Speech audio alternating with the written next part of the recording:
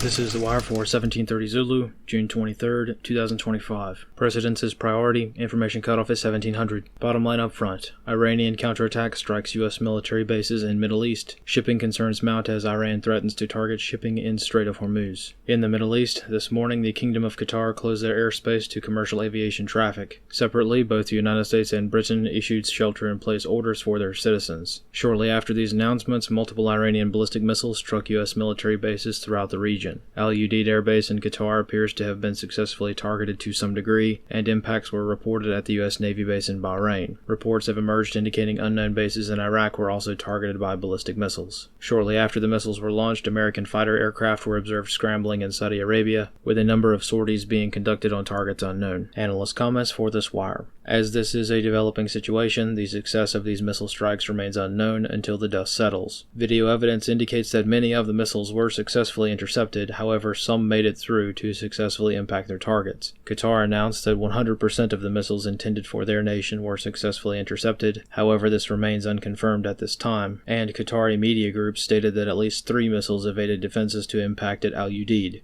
No word on casualties from any of the strikes reported so far today. Following the strikes on Iranian facilities over the weekend and today's retaliatory strikes, tensions have escalated sharply throughout the region. Iranian forces have threatened to close the Strait of Hormuz, which traditionally involves the emplacement of sea mines throughout the choke point. There are no indications that IRGCN and/or IRIN vessels have laid any mines just yet. However, some commercial shipping companies that are unwilling to accept the risk have turned around and begun returning to their home ports. This concludes the wire for 1730 Zulu, June 23rd, 2025.